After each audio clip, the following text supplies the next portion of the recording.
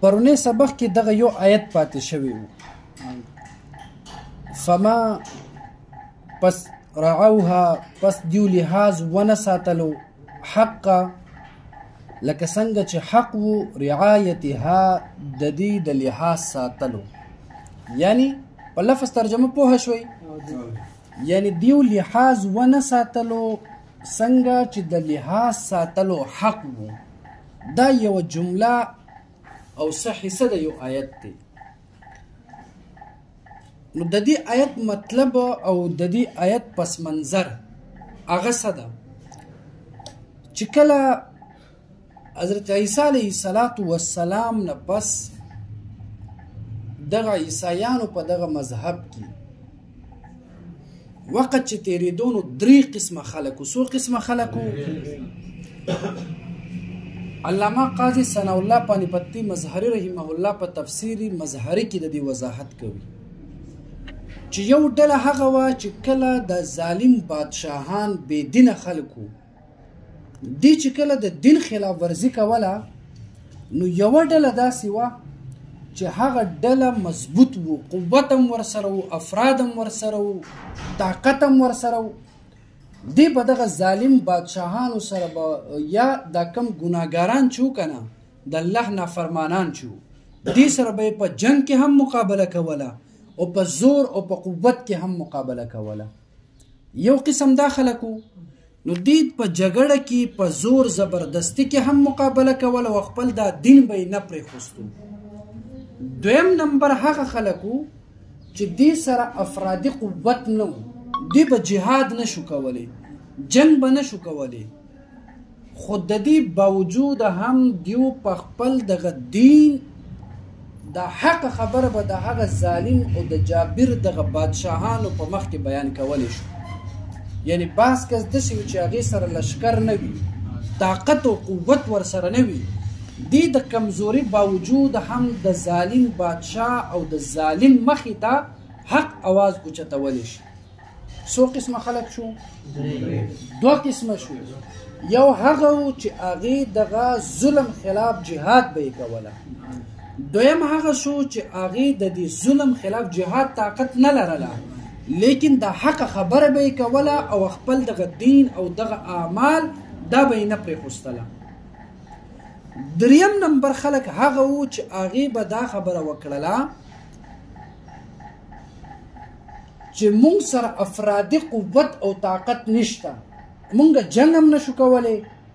او مونږ دغه ښار کې خپل دغه اعمال دا هم نشو کولی نو هغې دا سوچ وکړو چې مونږ به داسې چل وکړو چې دغه کم ښار کلي علاقه بازار چې دی او د خلکو نه به مونږ جدا شو او یو غر ته به لاړ شو په هغه غر کې به مونږ د الله رب العالمین عبادت به وکړو یعنی هغې رهبانیت اختیار کړله څه شی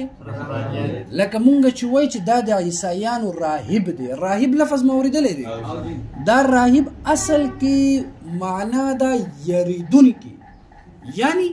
راهب به معنا ډرنے والا یریدونکي نو دی اصل کې د الله رب العالمین نه به یریدلو لکه څنګه چې یو انسان چیلې یا اعتکاف ته کینی نو دی بیا بازار ته تګ نه کوي که نه دی بیا خلکو سره فضول خبرې نه کوي که نه نو د چیله او په اعتکاف کې کیناستو مطلب څه شیز وي چې په یکسویي او په ښه طریقه د الله عبادت وشي نو دغه عیسایانو کې دریم نمبر ډله هغې به دا خبره وکړله چې مونږ خو د دې مقابله نه شو کولی اسی نه چې مونږ دلته پاتې شو زمونږ دغه اعمال دا خراب شي اسی نه مونږ په دې ښارونو کې پاتې شو او زمونږ دغه عبادت په صحیح طریقه باندې ادا نشي نو دیو داسې چل وکړله چې دیو د دې خلکو نه جدا لاړله غار ته مثال په طور په هغه غار کې به یې د الله رب العالمین عبادت به یې کوله نو چې کله دیو د الله رب العالمین عبادت کوله بیا چې کله وخت تیریده نو دغه راهبان دیو په دې خلکو په نظر کې بزرگان او اولیاء او الله والا ښکاره شوله خلکو به دا ویله چې وګوره دا راهب دی د خلکو نه ځان جدا کړې ده او هلته د الله رب العالمین عبادت کوي. نو د خلکو په نظر کې د دې مقام او مرتبه پیدا شو. نو د خلکو به ورته ډېر عزت او احترام به یې ورکوله. د خلکو به ورته تحفې او تحایف او هدیې به یې ورکوله. نو چې کله د خلکو د دې خیال ساتل او د خلکو په نظر کې دیو داسې معزز نیکان بزرگان اولیاء وګرځېدله، نو بیا د دې دغه زړه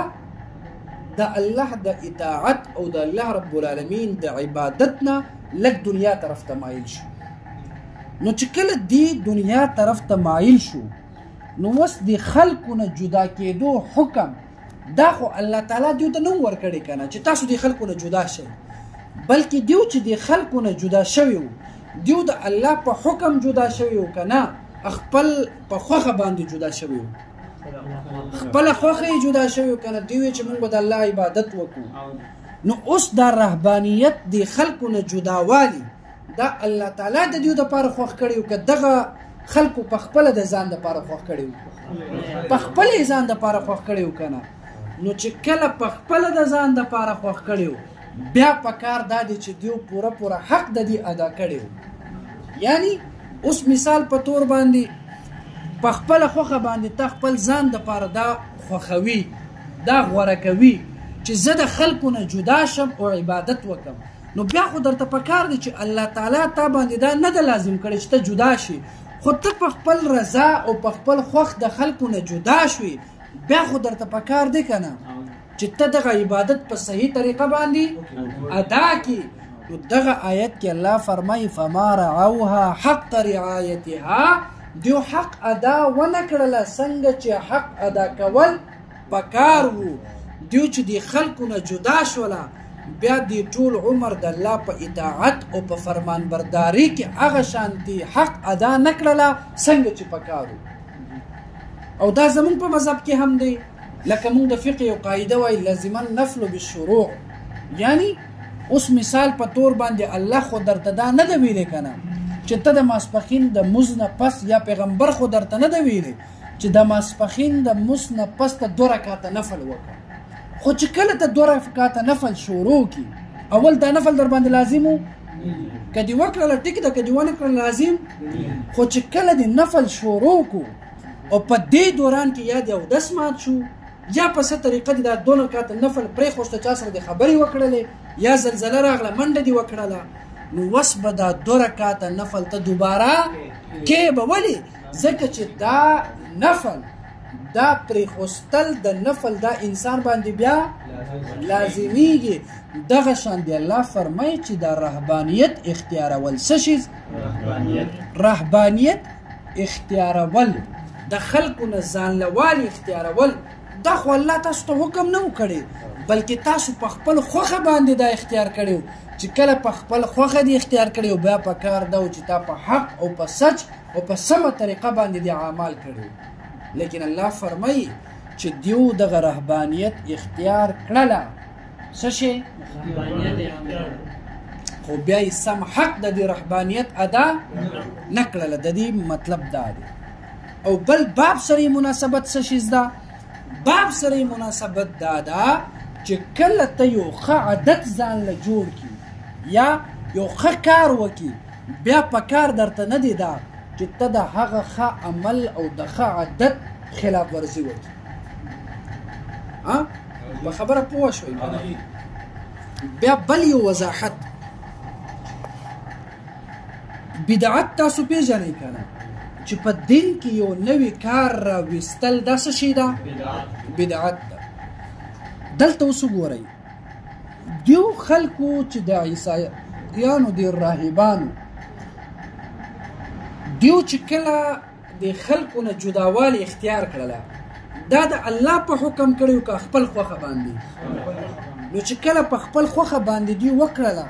د ځان دپاره کړی که د عبادت دپاره؟ عبادت دپاره یې کړی چې موږ د خلکو نه جدا عبادت وکړو. نو دا بدعت دی چې الله ورته حکم نه و کړی، دی په خپله وکړو هغه کار چې الله ورته حکم او د دین دپاره یې وکړله. په دین کې ونه کړو، خو د دین دپاره. نو چې کله دیو دغه بدعت وکړله په دیو باندې هغه زمانه کې نکیر نه ده راغلی نو معلومه دا شوله چې بدعت دې ته ویل کېږي چې یو انسان په دین کې نوی کار وباسي څه شی نو دا بدعت دی دا ناجایز ده او هر بدعتي دا به د جهنم په اور کې سوځېږي لیکن بله خبره به یاد وساتئ چې دا بدعت هر شي ته به بدعت نه وایو لکه بعضې خلک چې وایي بدعت دا په څو قسمه باندې دی یو دا ده چې بدعت ته ویل کېږي بدعت فی الدین یعنی په دین کې یو کار ویستل لکه ته اوس ځان نه د ماسپښین څو رکاته دی لس د لسو په ځای باندې د 12 رکاته وکړي نو دا اوس بدعت دی دا 2 رکاته چې ته زیاتوي که دا څه شی ده دا ناجایز ده لیکن که بدعت فی الدین شي دا ناجایز ده چې په دین کې بدعت وباسي یعنی دا مز دین دی که نه دی اوس دغه مز کې ته 2 رکاته نور اضافه وکړي دا به څه شي لیکن که چېرته د دین دپاره یو نوی کار راوباسي دا به بدعت نه وي لکه مثال په طور باندې مدرسه جوړول مثال په طور باندې موږ چې اوس دا کم سبق وایو دا موږ دین دپاره وایو که نه وایو دا نحو او صرف دا موږ څه دپاره وایو دین د زده کړه دپاره وایو دا رسول الله ویلی دی نه که نه دا کم یو صحابي ویلی دی نه چې کم صحابي هم نه دی ویلی رسول الله هم نه دی ویلی دا هم یو قسم یو نوی کار شو که نه شو او دا نوی کار د دین دپاره شو که نه شو نو چې کله د دین دپاره شو نو اوس ته ورته بدعت ویلی شي چې د دې کوونکي جهنمي دی ولې ځکه چې دا د دین دپاره دی دا په دین کې نه دی بیا د بدعت خپل اقسام وي په خبره پوهېږئ تنګېږئ خو نه د بدعت خپل اقسام وي یو بدعت واجب وي څه شی وي علامه شامی ذکر کړی ده او بل مرقات د مولا علی قاري صاحب هغې نقل ذکر کړی ده صحیح ده چې بدعت دا 4-5 قسم باندې دي هر یو شی چې مونږ ووینو مونږ هغې ته بدعت نه وایو بلکې تحقیق به کوو لکه مثال په طور باندې یو بدعت داسې دی چې هغه واجب وي ضروري وي لکه د قرآن د زده کړه دپاره دا نحو او صرف فعل دا په ما او تا باندې لازم دی که نه دی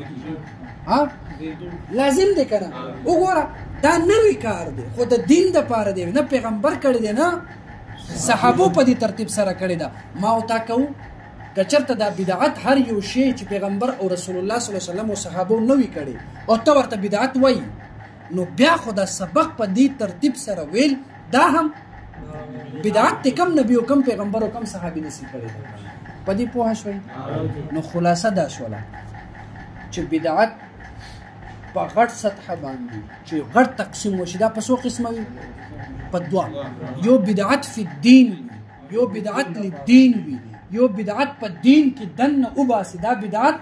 دا قبول نه وي یو بدعت د دین دپاره وي لکه مدرسې جوړول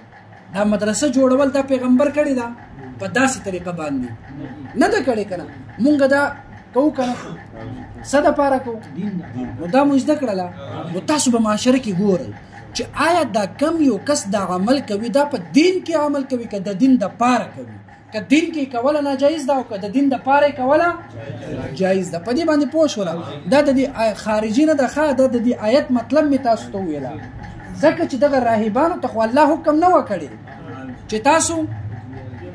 جدا شئ دیو چې کله جدا شوله دې نوی کار وکړو که نه خو څه دپاره وکړو د عبادت دپاره وکړله چې کله وکړله اوس الله ورته دا نه وایي چې تاسو دا کار غلط کړی دی چې تاسو خلکو نه جدا شوي ده الله وایي کار مو ټیک دی لیکن د دې کار حق تاسو ادا نه کړله پوه شوئ چې د دې کار حق تاسو چې څنګه حق ادا کول پکار وو ښه بیا ورپسې حدیث ته وګورئ وعن عبد الله ابن عمر ابن العاص رضي الله عنهما قال عبد الله ابن عمر رضي الله عنهما روایت دی فرمای چې قال لي رسول الله صلى الله عليه وسلم فرمایلی دی جناب محمد رسول الله صلى الله عليه وسلم ماته لی په معنا ماته او فرمایل یا عبد الله اے عبد الله لا تکن تمکیگا مثل فلانین پشان دغه فلان کی اوس دا فلان کې کس څوک دی دا پته نه لګي صحیح ده بس رسول الله صلی الله علیه وسلم به څوک یاد کړی وي کان یقوم اللیل چې هغې به قیام کول د شپې فترک قیام اللیل او بس بیا یې پرېښوستله قیام د دې لیل څه شي دا باب چې کوم ده که نه له پاسه دا باب چې مونږ ویلو چې پابندي کول د نیک او د ښه عادتونو اوس د دې حدیث مناسبت څه ده رسول الله صلی الله علیه وسلم فرمایي ای عبدالله یا عبدالله چې ته د هغه کس په شانتې مه جوړېږه چې هغه کس به اول د شپې به یې څه کوله تهجد به یې کوله بیا یې تهجد پرېښوستو بل دی کې رسول الله صلی الله علیه وسلم د تهجد ترغیب هم ورکوي اگر که فرض نه ده چې ای صحابي ته د هغه چا په شانتې مه جوړېږه چې هغه اول تهجد کول او بیا یې تهجد پرېښوستله مطلب دا دی چې دا تهجد کول ښه عادت دی نو چې کله ته تهجد کوي بیا څه وخت پس دا تهجد مه پرېږده بلکې همیشګري په څه باندې وکړه په تهجد باندې ته په دې حدیث مطلب پوه شوې لکه بزرګه ودی که ویښي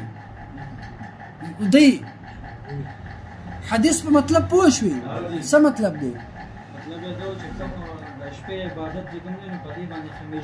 همیشګري کوه یعنی ته چې کم ښه عمل کوي که نه پرېږده مه همیشه په دې باندې عمل کوه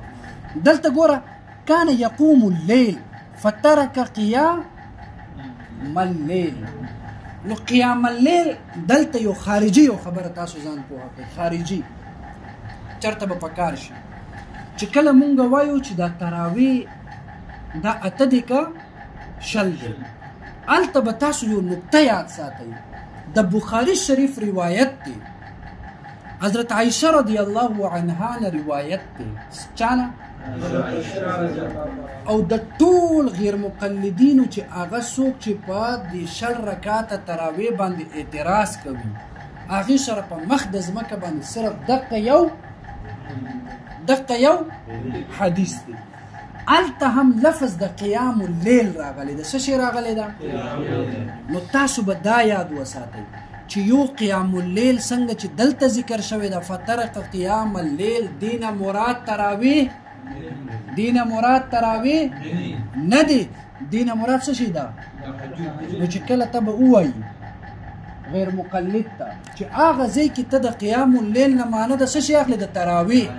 دلته بیا ولې ته معنه ده تهجد رااخلي پکار خو دا ده چې دلته هم معنه ده تراویح راواخلي معلومه ده شوه چې قیام اللیل ځان له شي زده ښه چې کله ځان له شي زده نو د تراویح دپاره بیا کوم ټکي استعمالیږي تراویحو دپاره استعمالیږي قیام الرمضان قیام الرمضان که تاسو مسلم شریف ګورئ که ترمذي شریف ګورئ که دنیا ابراهیم څومره کتابونه چې د احادیثو ګورئ د تراویح په باس کې هغې ذکر کړی وي چې قیام الرمضان څه شي قیام او د تهجدو په باره کې به هغې ذکر کړی وي چې قیام اللیل نو وپېژندله نو چېرته چې قیام اللیل راشي دې نه به مراد چېرته چې قیام الرمضان راشي نو تاسو وګورئ حدیث کې چې راځي د تراویحو په باب کې هلته به قیام الرمضان به راغلی وي دلته چې څنګه بابونه دي که نه بابونه مقرر شوي ده دقه شان دي چې کله محدثین د تهجد بحث راوړي هلته اول ولیکي باب قیام اللیل بیا د تهجد روایت راوړي چې کله د تراویحو بحث کوي بیا داسې کوي باب قیام رمضان په دې نقطه باندې پوه شوئ په نقطه پوه شئ ښه نو مطلب دا شوله چې رسول الله صلی الله علیه وسلم ترغیب ورکوي د دې خبرې چې کله تاسو یو ښه عادت کوئ نو دا ښه عادت تاسو بل حدیث د رسول الله صلی الله علیه وسلم هم دی احب الاعمال الى الله ادومها وان قل د الله رب العالمین په نسبت باندې د ټولو نه بهترین عمل هغه دی چې هغه لږ وي خو دا انسان ور باندې همیشګري او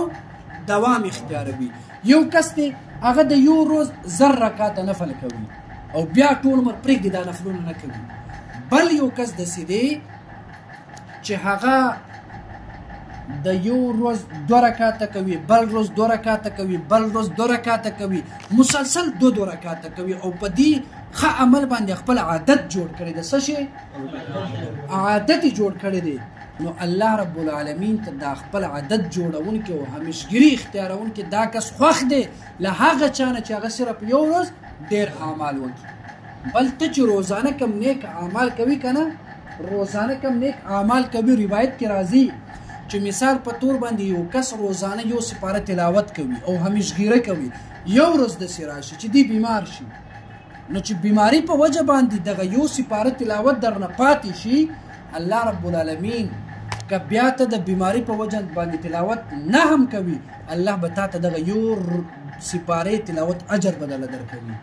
ولې به درکوي؟ ځکه چې ستا عادت ده، اوس ته د بیماری په وجه باندې نشي کولی، نو د خپل عادت